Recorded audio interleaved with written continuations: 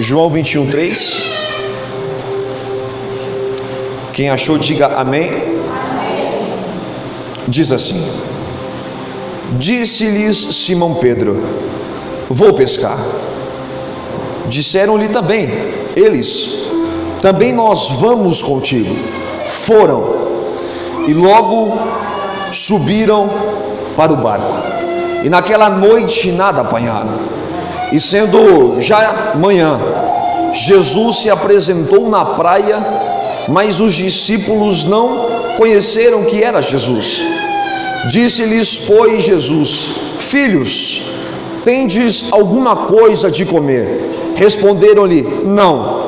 E ele lhes disse: lançai a rede para o lado direito do barco, e a achareis.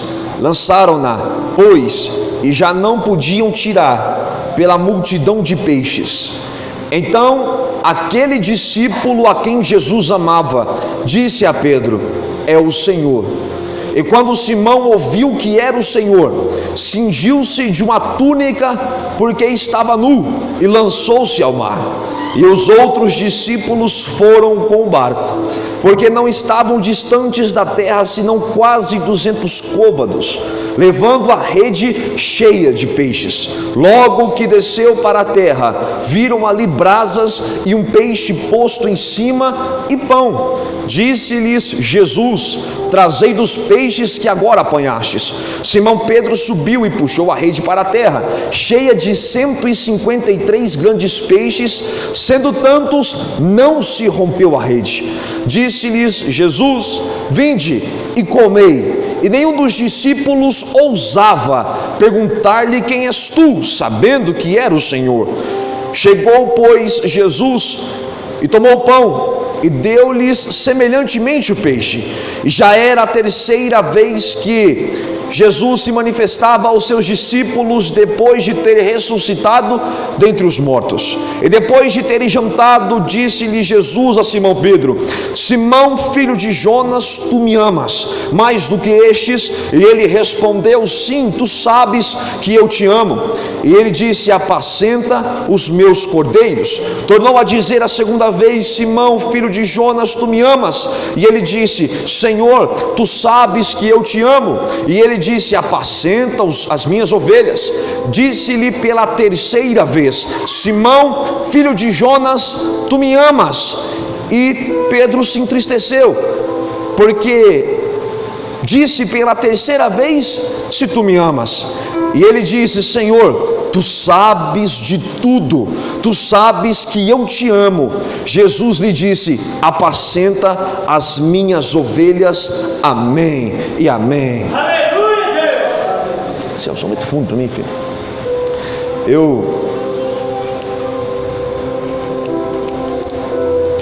Tem textos na Bíblia Sagrada que todas as vezes que nós vamos ler, parece que a nossa voz ela embarga.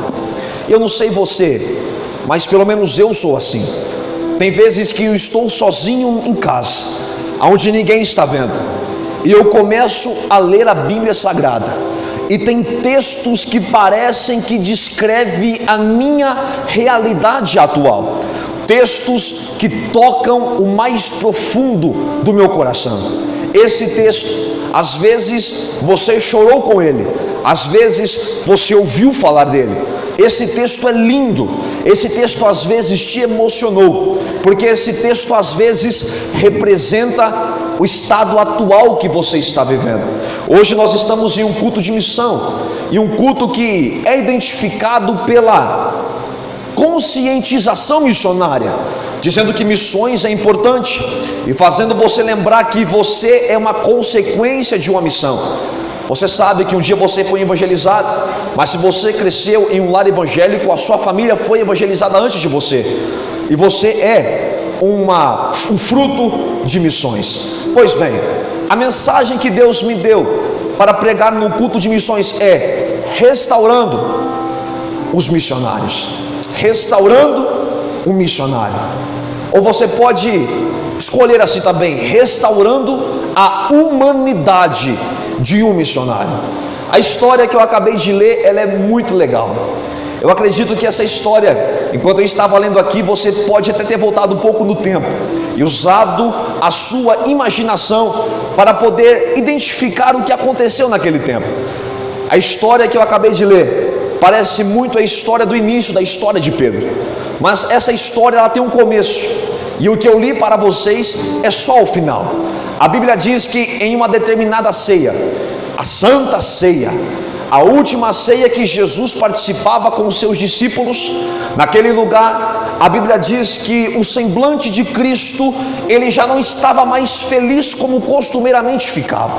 Eu me lembro que quando eu era mais jovem, a gente estava fazendo alguns evangelismos na rua, e na rua da minha casa tinha um senhor que foi acometido por uma sequela de derrame, e ele não tinha a mobilidade 100% do seu braço direito. Eu me lembro que eu orei por aquele homem, e quando eu orei para ele, Deus fez um milagre, e aquele braço, aqueles movimentos voltaram a se movimentar como novos. E eu me lembro desse período, e eu me lembro que eu fiquei tão contente, tão entusiasmado a chegar no meu pastor e falar: pastor, o senhor não sabe o que aconteceu. Eu estava fazendo um evangelismo, e quando eu orei, Deus operou o milagre. Agora imagine como era o sentimento dos discípulos naquele tempo. Eu imagino aquela mesa reunida, pastor Hugo. Eu imagino chegando Natanael e dizendo: olha, hoje eu quero contar para Cristo que no nome dele eu limpei leprosos. Aí eu imagino o Tiago falando: você limpou leprosos, você não sabe o que aconteceu hoje. Hoje, no poder que consiste no nome de Jesus, eu devolvi vista aos cegos. Aí eu imagino agora João dizendo: é que você não sabe o que eu fiz hoje. Pelo poder que consiste no nome de Jesus, hoje eu fiz paralíticos andar. Eu imagino qual era a sensação das pessoas chegarem em Jesus e comunicar o que estava acontecendo. Mas quando eles procuraram em Jesus um olhar de aprovação, o que eles encontraram foi um semblante contrito. E a Bíblia diz que mais para frente Jesus ele solta o que é que estava aprisionando o seu coração, e ele diz: a minha alma ela está angustiada até a morte. Após esse período, Jesus ele convoca a sua comitiva de discípulos, e ele olha e ele vê que na mesa ali existe pessoas que estão desatentas, pessoas que não estão tão focadas no que está acontecendo. Mas a Bíblia diz que um homem entre os evangelhos cita a história com mais precisão, e ele diz que nessa mesa onde estamos sentados existe um homem que vai me trair. E a Bíblia diz que Pedro já se levanta cheio de autoridade, como ele deveria ser, porque eu imagino que um homem bravo, um homem cheio de atitude deveria ser Pedro. Pedro ele se levanta e diz: Senhor Jesus, tu sabes que eu vou com o Senhor até as últimas consequências. Mas Jesus, sendo Cristo, conhecendo o futuro, ele faz com que Pedro se assente e diz: Pedro, não é com você. Aquele a quem eu der um pedaço de pão molhado e colocar na sua boca, esse vai ser o homem que vai me trair. Jesus ele pega aquele pão, ele molha no vinho, e o seu braço vai na direção de um homem chamado Judas Iscariotes. A Bíblia diz que quando Judas ele come aquele pão, Judas ele é possuído por Satanás, e ele se ausenta, ele sai para fazer o que tinha que fazer. Nesse exato período, nesse momento, a Bíblia Sagrada diz que Jesus, reunindo a sua comitiva de discípulos, ele faz um convite que ele nunca tinha feito. Ele olha para os seus discípulos e dizem: eu quero que vocês vão comigo para o monte, porque eu preciso orar. Quando Jesus ele vai subindo ao monte, angustiado, triste, com seu coração apertado, agoniado, porque sabia que o que ele iria passar não era fácil, ele começa a orar e tira antes disso uma separação. Ele diz: eu quero que vocês três subam mais para cima comigo. E você sabe quem são esses três? Todas as vezes que falamos de apóstolos, vem três na sua mente. E quem são eles? Pedro, Tiago e você não vai esquecer disso tão cedo. A Bíblia diz que Pedro, Tiago e João são colocados à parte, e Jesus vai um pouco mais distante. E a Bíblia diz que Jesus ele começa a orar. Jesus começa a falar com o seu Pai. E quando Jesus começa a falar com o seu Pai, a Bíblia Sagrada diz que a agonia é tão grande que ele pede: Pai, que possível, e se possível, passa de mim esse cálice, porque ele estava sentindo a agonia da cruz. E quando ele busca nos seus amigos, quando ele busca nos seus discípulos apoio, ele observa que eles estão dormindo, e Jesus, ele olha para os seus discípulos e os acorda, e diz: vocês não poderiam vigiar comigo uma hora? Vigiem, orem, porque a carne ela é fraca, mas o meu espírito, ele está forte. A Bíblia diz que os discípulos, por essa fração de minutos, ele acorda, e Jesus ele volta a orar, mas agora a oração parece que fica mais intensa. Jesus, ele começa a transpirar sangue, e quando Jesus transpirando sangue, ele diz: todavia seja feita a sua vontade. Ele se enche de autoridade, ele vai até os seus discípulos e de novo ele os encontra dormindo. E a Bíblia Sagrada diz que Jesus de novo o acorda e diz: olhem, vocês não precisam mais orar, porque já está se aproximando aquele que me trai. A Bíblia diz que Judas vem guiando a comitiva. A comitiva tem um homem representando Anás e Caifás, chamado Malco. E a Bíblia diz que Anás e Caifás, mandando aquele menino, Pedro, quando vê aquela comitiva, Pedro tira da sua espada e corta a orelha daquele rapaz. E Jesus, ele pega aquela orelha do chão. Eu imagino essa cena, Jesus pegando aquela orelha do chão cortada e colocando no lugar.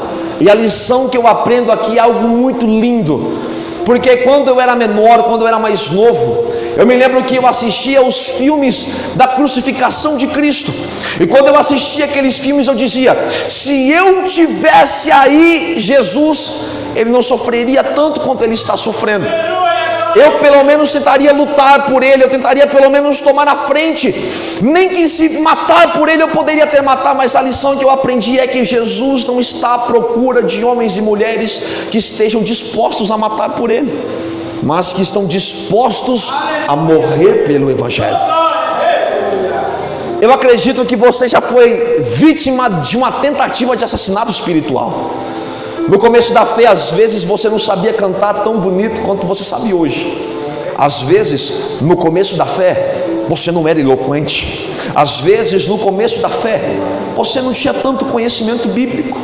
E quando você tentou se engajar com algum grupo, tentou socializar com seus amigos da igreja, você não foi tão recebido porque você não era o cara, você não era a mulher.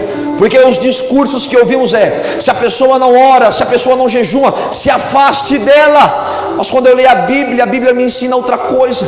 Se a pessoa não ora, se a pessoa não jejuma, se a pessoa não tem o mesmo nível espiritual que eu tenho, eu preciso descer e trazê-la para cima, porque Deus, ele quer homens e mulheres que resolvam o problema e não joguem para frente. Tem pessoas que dizem: eu não quero investir na sua vida, eu quero que você suma de perto de mim, mas na verdade Deus, ele disse: se você é um cara mais capacitado que o seu irmão, ajude ele a chegar na sua estatura, porque Deus, ele quer uma igreja que se preocupe no aperfeiçoamento dos santos. Você não começou eloquente, você não começou cantando bem, você não começou atingindo grandes notas, você começou pequeno. E a Bíblia diz que Pedro, ele fracassou nessa missão, e Jesus, ele é apanhado, e a Bíblia diz que Pedro acompanha Jesus até onde ele é levado. Ele é ouvido por Anás e Caifás, e quando Jesus, ele é ouvido por Anás e Caifás, a Bíblia diz que Pedro, um pouco mais distante, pastor Hugo, eu imagino que seria um pouco mais longe do que o Senhor, aparece alguém e diz: olha, você tem as características que ele tem, você anda igual ele anda, você fala como ele fala, porque quem anda como Jesus andou na terra e é imitador das suas pisaduras tem características do mestre. E a Bíblia diz que Pedro, ele olhou para aquele julgamento e viu a opressão em cima de Jesus. Ele olha e diz: eu não conheço ele, eu não sei quem ele é, eu não sei quem é ele, eu nunca andei com ele antes. E Jesus na mesa tinha dito que Pedro negaria 3 vezes ainda antes que o galo cantasse. Mas Pedro era escolhido, Pedro era selecionado, Pedro foi um homem escolhido a dedo, e a Bíblia diz que Pedro, ele era o porta-voz dos discípulos.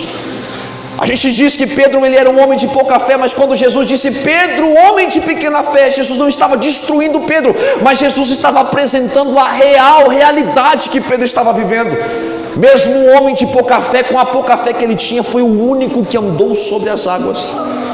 E a Bíblia diz que Pedro, estando olhando para aquela situação, eu imagino Jesus ali no meio da opressão, conseguiu enxergar o rosto de Pedro. E Pedro olhando para aquela situação, visto o que ele tinha feito, a Bíblia Sagrada diz que Pedro ele se entristece. E a Bíblia diz que Pedro ele se ausenta. E às vezes você está assim, aqui essa noite. Você já foi escolhido e você viveu grandes aventuras com Cristo. Você realizou grandes proezas. Mas parece que na sua vida existiu um divisor de águas. Por um momento você era qualificado e eleito, mas passou-se alguns segundos, você já não servia mais. E Pedro ele se ausentando para longe, um pouco mais distante, mas eu acredito que Pedro ainda conseguiu acompanhar o discorrer da história. E a Bíblia diz que Jesus ele apanha, e Paulo ele fala: como meu mestre, eu sofri uma quarentena de açoites, menos uma, que dá 39 chibatadas, 468 cortes no corpo de Cristo. E a Bíblia diz que, e a história também diz que aquela arma chamada Zohag, ela era tão poderosa que quando ela era agredida no corpo humano, ela perfurava facilmente a carne e o seu chumbo, ossos e vidro, ele cravava nos ossos do meu mestre. E a Bíblia diz que Jesus ali ele apanhou quieto. A Bíblia diz que Jesus ali ele apanhou e não gritou. A Bíblia diz que naquele momento Jesus sofreu o que tinha que sofrer, porque ele sabia que no seu sangue estava o preço a ser pago pela remissão da humanidade. Eu imagino Pedro olhando essa cena de longe, pastor Hugo. A cada chibatada que pegava nas costas, na face de Jesus, a cada chibatada que pegava nas suas costelas, eu imagino Pedro sofrendo com a sua mente, porque ele sabia que ele negou o Emanuel, ele sabia que ele negou aquele que era quem disse que realmente ele era, ele sabia que ele negou aquele que multiplicou pães e peixes, ele negou aquele que era o Messias, ele negou aquele que ele viu se transfigurar no Monte Tabor, ele negou aquele que era o nosso mestre. E a cada chibatada que Jesus sentia, eu imagino que a mente de Pedro sofria também. Jesus ele agoniza, e para piorar, em um espinheiro eles pegam ramos de espinhos capazes de perfurar a madeira de acácia, e eles fazem uma coroa, colocam na cabeça de Jesus, que tinha nessa surra perdido 2,5 litros de sangue, e eles batem nessa coroa de espinhos, cravando na sua fronte. E Pedro sabia que ele tinha negado o próprio mestre.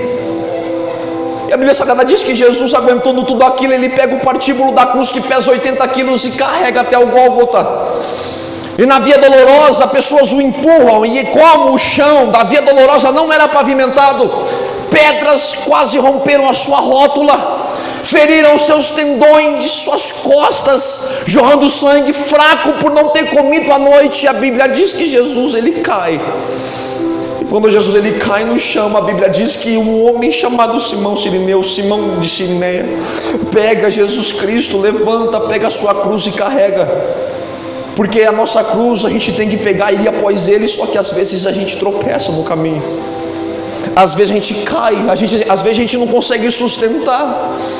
Mas que bom que o Salmo 23 existe, porque nele diz, o Salmo 91, melhor dizendo, porque ele seguraria nas nossas mãos, para que nós não venhamos tropeçar com os nossos pés em pedras. Às vezes você quase caiu, ou às vezes você caiu, mas eu quero te dizer que você tem um Deus. Jesus ele cai, ele é levantado, e a Bíblia Sagrada diz que ele chega até o Gólgota. E quando ele chega até o Gólgota, a Bíblia diz que cravos de aproximadamente 17 centímetros perfuraram as suas mãos. E os mesmos cravos que perfuraram as suas mãos, perfuraram também os seus pés. Aleluia. Diz a ciência que esses cravos perfuraram inclusive seus nervos, aonde causaram choques no seu corpo, e a dor que ele sentiu foi tão grande ao ponto dele quase morrer de dor e desmaiar, porque é possível morrer de dor, mas Jesus segurou tudo. Colocaram na sua cabeça um coroa de espinhos, e quando puxaram aquela cruz, a Bíblia diz que ele sofre novamente. Consegue imaginar essa cena? Pois eu consigo. Eu imagino como fica a situação da mente de Pedro, pastor Hugo. Como que ele ficaria vendo aquilo tudo acontecer, vendo que o mestre a qual ele andou por quase 3 anos e meio, sofrendo tudo isso.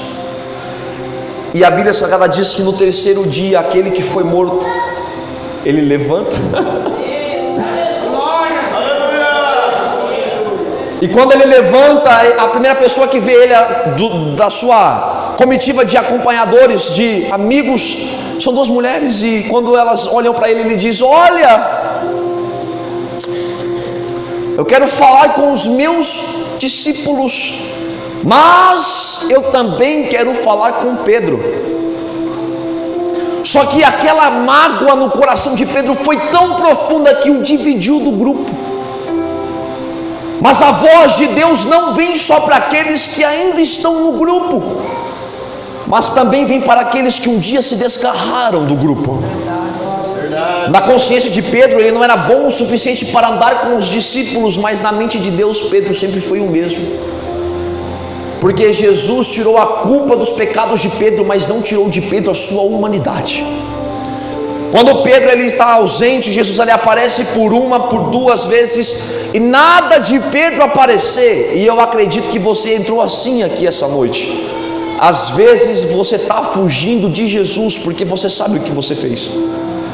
Eu mesmo, quando eu era criança, eu me lembro que quando eu bagunçava e minha mãe ficava sabendo, eu fugia dela, irmão.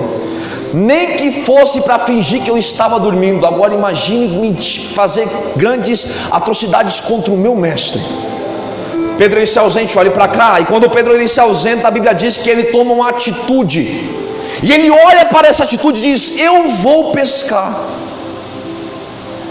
Eu vou reassumir o posto que um dia eu parei. Vou voltar a fazer aquilo que um dia eu fazia. E Pedro ele pega, e quando ele dá essa notícia, algumas pessoas dizem: quer saber, Pedro, nós vamos com você. E a Bíblia Sagrada diz que eles arrumam uma rede, eles arrumam um peixe, e Jesus é tão lindo que parece que Jesus refaz o cenário da história de Pedro.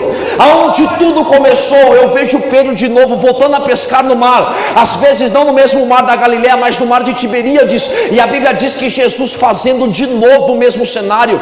Ele olha Pedro pescando de longe, nada de aparecer, e a Bíblia diz que Pedro de novo, pastor, joga a rede e não pega nada, joga a rede e não pega nada. E a Bíblia diz que no finalzinho da noite, no começo da manhã, na beira da praia, acende uma fogueira. E essa fogueira que acende, tem um homem sentado lá. Você pode fugir de Cristo, mas você nunca saiu da presença dele. Ele sempre soube aonde você estaria.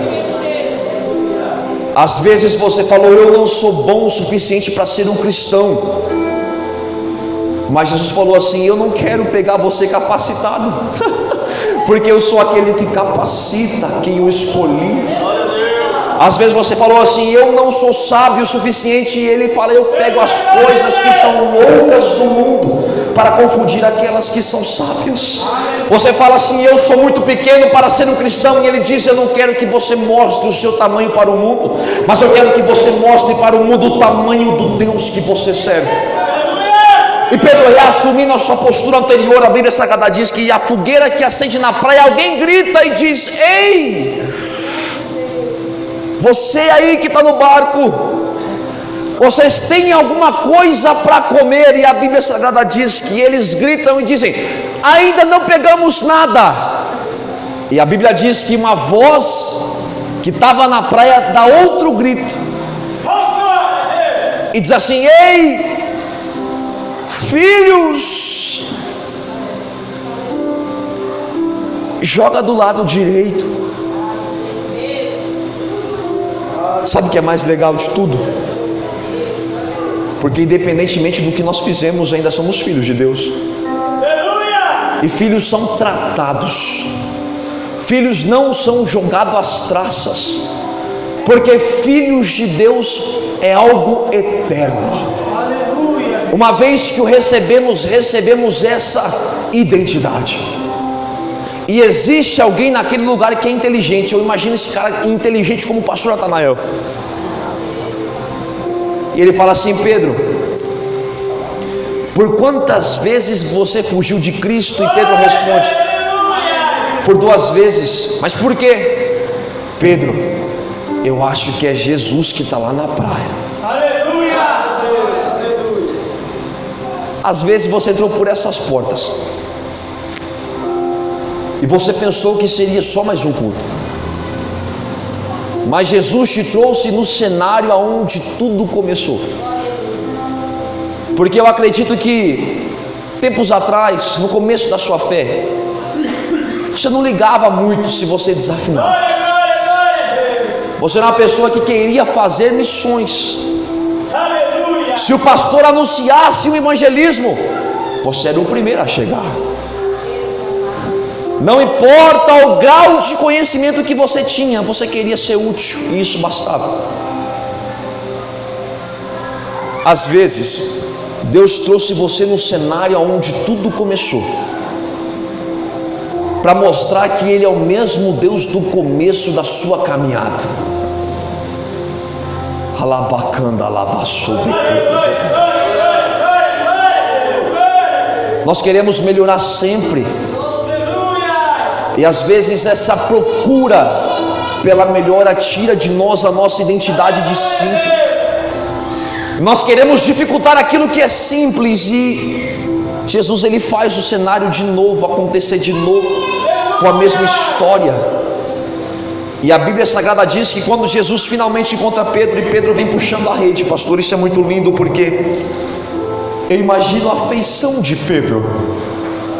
Pedro negou Jesus por 3 vezes.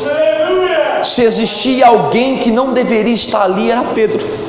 E a Bíblia Sagrada diz que quando Jesus encontra Pedro, ao invés de falar: Pedro, eu vim aqui para a gente acertar as contas de uma vez por todas, não quero ver você mais com os meus discípulos, para você não contaminá-los.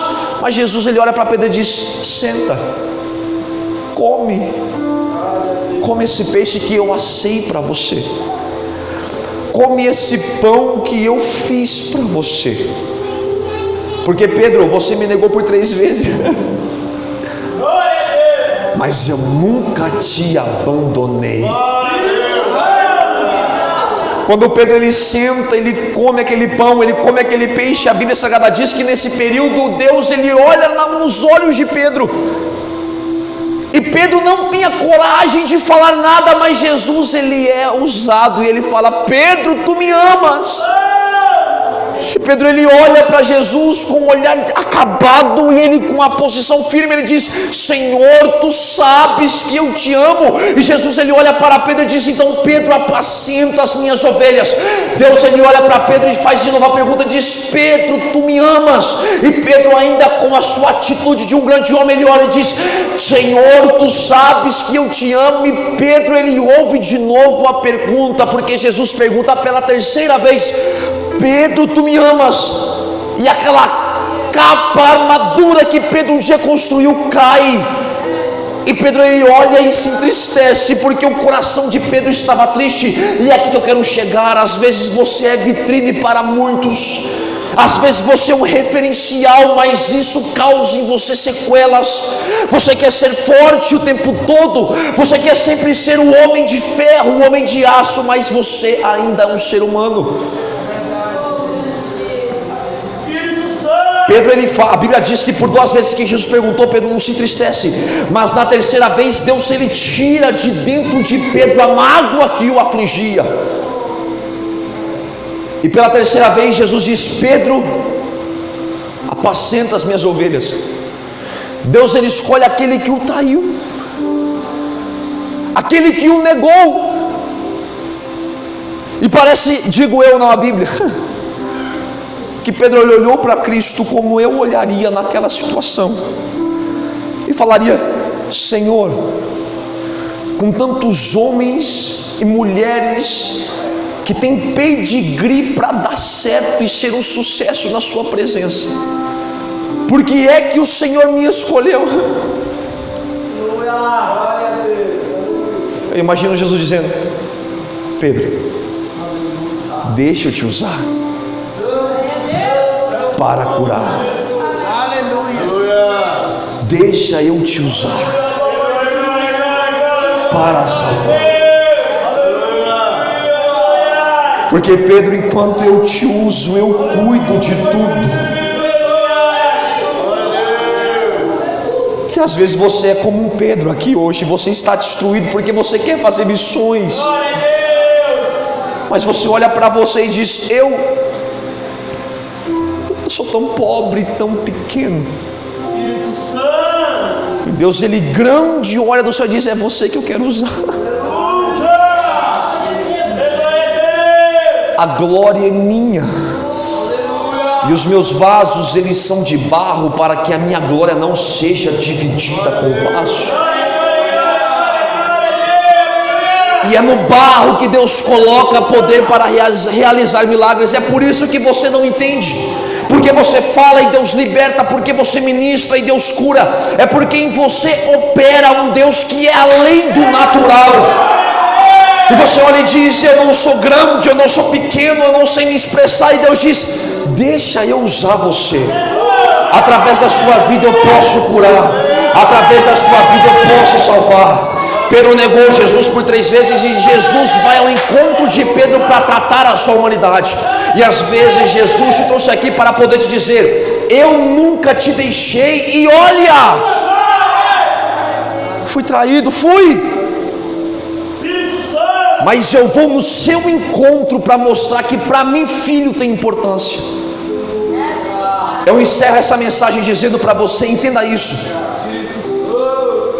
Enquanto você olhar para os seus talentos, enquanto você olhar para a sua potência, infelizmente a sua vida ministerial não tem tanta constância, porque isso gera autoconfiança. E o que é autoconfiança, Igor? É o homem confiar no homem. Mas quando a gente olha para nossa fragilidade e a gente vê que aquela força inabalável que nós tínhamos, ela acaba. Aí Paulo, ele vem dizendo: e eu orei por 3 vezes para que fosse removido o espinho da minha carne. E ele respondeu para mim: a minha graça te basta, porque eu sou Deus que se aperfeiçoa na sua fraqueza. Eu quero chamar a sua atenção aqui essa noite para poder te dizer quão grande você é na sua fraqueza. Deus não quer missionários fortes, Deus quer homens que consigam encontrar Deus na sua fraqueza. É por isso que eu estou vendo pessoas aqui chorando aqui essa noite, pessoas que acham que podem movimentar o mundo, pessoas que acham que podem ir muito além. Eu estou encerrando. Mas na realidade, Deus, ele pega as coisas que são desprezíveis. Deus pega as coisas que não são. Deus pega aqueles que são rebaixados. Deus pega aqueles que não têm valor e fala assim: se é um projeto falido, eu invisto, porque quando eu coloco a minha mão funciona. Quando eu coloco a minha mão dá certo. Quando eu invisto não tem como falhar, porque Ele escolhe. Escute isso, coloque na sua mente. Você não sabe porque foi escolhido, mas quando o mundo rejeitou você, quando o mundo não aceitou você pelos seus predicados morais, Jesus olhou do céu e falou assim: se o mundo não quer, eu quero. Para o mundo não vale nada, para mim vai ser um missionário. Porque se para o mundo não tem valor, para mim vale muito, porque eu sou disposto a pagar o meu sangue por essa alma. Olhe para cá, encerrando. Jesus tirou a culpa dos seus pecados na cruz. Filipenses capítulo 2, do versículo 5 ao versículo 11. Colossenses capítulo 2 diz sobre isso. Mas ele não tirou a sua humanidade. A igreja não serve para dividir você, ela serve para impulsionar os seus talentos. A igreja, ela é o corpo onde você é membro. E não coloque isso na sua mente, porque Deus não está à procura de super-homens. Porque na visão de Deus, super-homens são aqueles que são super-humanos. E ser super-humano é chorar, é passar por dificuldades e quando ninguém te escuta. Ser humano na presença de Deus é ser aquele que sofre e ninguém aconselha. Mas na sua vida hoje acende uma fogueira. E a fogueira tem um homem sentado lá. E ele diz: joga do lado direito. Começa de novo. Seja saudável. Porque a igreja, sendo um corpo, não pode ficar doente. E você tem que ser feliz servindo a Deus. Eu agradeço a minha oportunidade.